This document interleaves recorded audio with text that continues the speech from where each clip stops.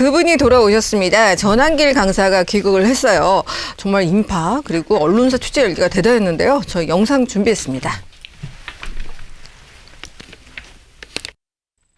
윤석열 대통령 재련하는 순간 저 역시 또나 많은 당원들이 장동민 대표를 버릴 겁니다. 한동훈이 없었더라면 비상기업 때 그 당시에 가결되지 않았어. 윤석열 대통령 국회에서 탄핵안이 가결되지도 않았을 것입니다. 한동훈이 없었더라면 6.3 대선 조기 대선도 없었을 것입니다. 따라서 현재 이재명 정권 탄생의 1등 공신이 한동훈입니다. 저는 장동민 대표께 선택을 하시길 바랍니다.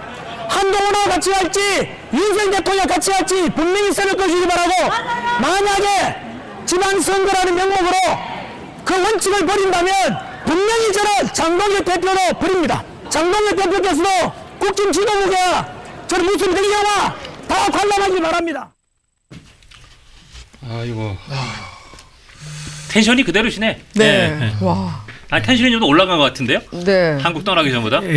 해외에서 좀 이제 충전하고 오시다 보니까 더 텐션이 올라간 것 같네요. 네. 대한민국 공기가 좀 잘 맞는 것 같은데. 네. 참, 근데 참. 자, 이거 네. 관련돼서는 제가 먼저 부분을 좀 네네. 열어볼게요. 예. 네. 어제 의원총회가 끝나고 나서 네.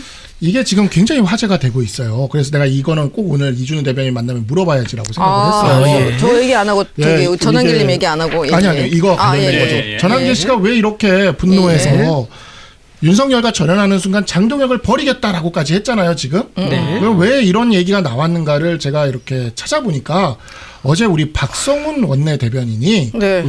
이제 어제 끝나고 나서 이렇게 이야기를 합니다.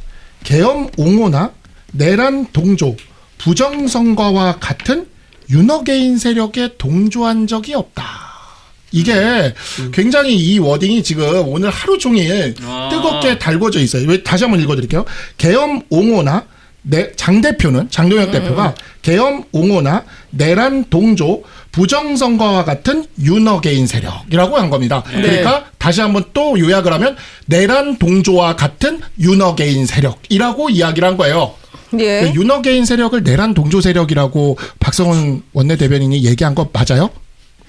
그 지금 기자하고 얘기했던 속기 푼 거 아니에요? 말씀하신 게? 이게 지금 워딩이에요, 그대로. 워딩, 네. 그죠. 그러니까 본인이 뭐 박성훈이 그렇게 얘기했다면 그 얘기 한 거는 맞는 것 같아요. 사실 했는지 안 근데 했는지. 주어가 장 대표예요. 장동혁 대표가 네. 이렇게 그 내란 동조와 같은 윤허개인 세력과 이렇게 동조한 적은 없다라고 얘기를 한 거예요. 근데 이제 박성훈 이제 대변인이 얘기를 하셨기 때문에, 물론 이제 장동혁 대표의 대변인이기 때문에 장동혁 대표랑 소통을 많이 하니까 아무래도 장동혁 대표의 생각을 좀 얘기하지 않았을까 싶은 생각이 드는데, 그래도 이게 굉장히 큰 의미가 있는 얘기라 그러면 이건 장동혁 대표 본인 입에서 확인하기 좀 더 맞지 않을까 싶은 생각이 좀 듭니다. 근데 이제 이런 거를 이제 전한길 씨가 봤으면, 전한길 씨는 어찌 보면 윤허개인 세력의 핵심인데 윤허개인 세력을 내란 동조와 같은 윤허개인 세력이라고 지칭을 한 거잖아요, 지금. 그러니까 그거에 대해서 이렇게 반발이 나온 게 아닌가 싶은 거죠.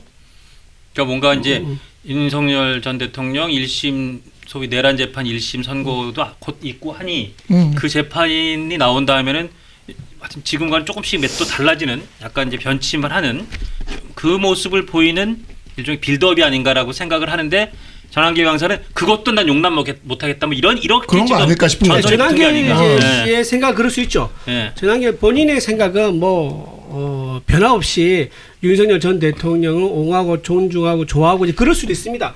국민 각자의 그 선택이니까요. 근데 네. 이제 그거를 가지고 우리 당도 국민의힘 제1야당인 국민의힘도 내 생각과 같아야 돼. 내 생각과 다르면 난 당신의 지지에 철회할 거야. 그거 말하고 사실은 그 사람의 자유예요. 자유고 거기에 대한 책임을 지는 것도 본인 책임인 거죠. 네. 본인이 그렇게 선언을 했는데 이제 선거를 앞두고 있으면서 장동혁 대표가 1심 윤석열 전 대통령 1심 선고가 나오고 나서 아까 말씀하신 대로 변화가 있을 수 있습니다. 입장에 대한 변화가 왔을 때 본인이 거기에 대해서 수긍을 못하면요, 본인은 이제 지금 국민의힘 당원에 아마 가입을 했을 걸로 알고 있는데 본인이 아마 탈당을 암시한 내용이 아닌가 싶어요. 그렇다 그러면 지금 우리 당에서 지금 당원 가입 수가 지금 100만을 넘었고 110만 정도 된다 그러지 않습니까? 그게 의미 있게 빠진다 그러면 그럼 그때 가서 생각해볼 일이지만은 전한길 대표가 지금 저렇게 강하게 얘기하고 있는 것은 아마 자기 자신감으로 보여집니다. 근데 그 실체가 어느 정도 규모일지는 사실 아직 아무도 모르지 않느냐. 저 전환기 씨의 강점이라 할 수 있는 부분은 뭐냐면은 실체가 얼마나 많은지는 모르겠지만 어쨌든 저 사람이 얘기할 때 목소리가 굉장히 크게 들린다는 거. 네. 그건 분명히 강점인 것 같아요. 예.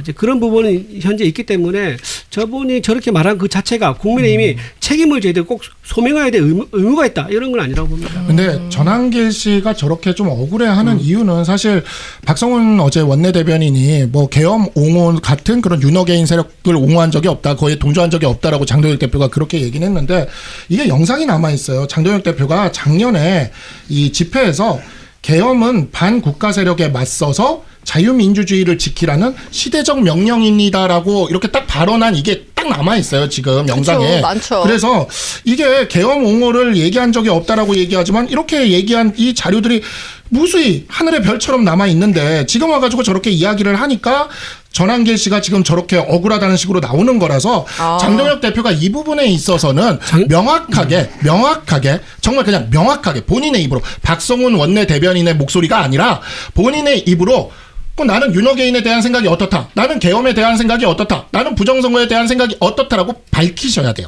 이제는 밝혀야 될 때가 된 거죠. 한동훈 전 대표 입장에서는 지금 저렇게 묻고 거기에 대한 답을 강요한 게 당연합니다. 왜냐하면 자기한테 유리한 판이 만들어지는 거니까. 하지만 거기에 대해서 우리가 책임할 의무가 뭐가 있죠? 장동혁 대표는 당원들이 뽑아준 당 대표입니다. 네. 그렇기 때문에 당에 관련된 일에 대해서는 장 대표가 책임이 있는 자세를 말해야 되지만 지금 네. 한동훈 전 대표가 정치적 목적을 위해서 당 대표를 공격하는데 거기에 우리가 맞장구 쳐줄 이유가 아니 뭐가 제가 있습니까? 공격하는 게 아니라 전한길 씨가 요구하는 거예요. 그러니까 아니 한동훈 전한길 씨가 요구하잖아요. 지금. 아니, 전한길 씨가 왜냐면 최대 지지자 계층이 요구하잖아요. 지금. 자, 전한길 씨 요구하고 있는 누가 얘기하고 있죠?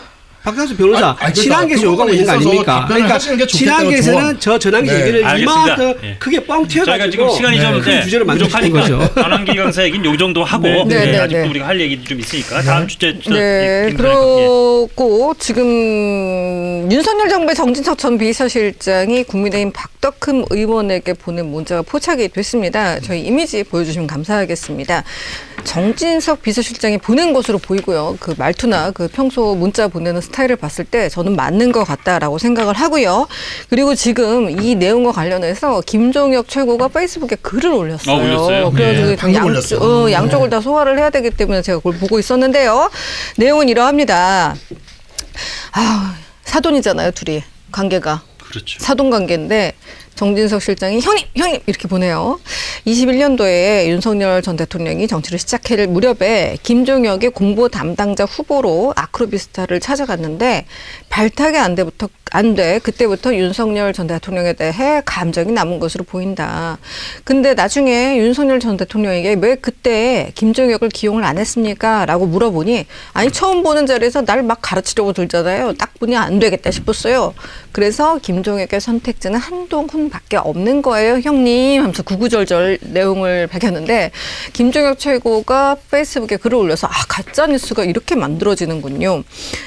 저는 아크로 가본 적도 없고요. 제가 거절한 사안입니다. 그러면서 이때 최재형 의원을 도왔거든요. 그거는 좀 유명한 얘기잖아요. 그래서 본인이 하시는 일이 있었어요. 그래서 내가 자기 윤석열 대통령이 싫어하는 사람과 친하다는 이유로 갑자기 윤석열 대통령이 연락을 끊더니 또 도와달라고 하더라.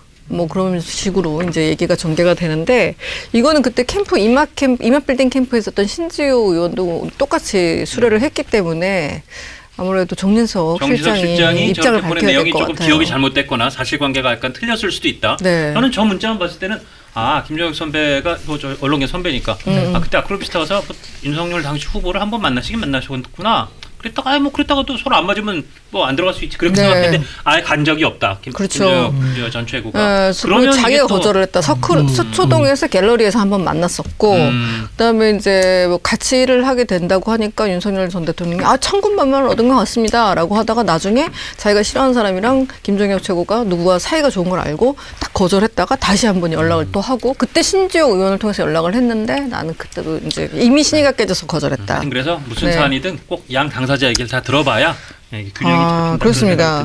그래서 많은 분들이 이거는 의도된 노출이다 이렇게 말씀을 하시는데요. 저는 의도된 노출이라고 보지 않아요.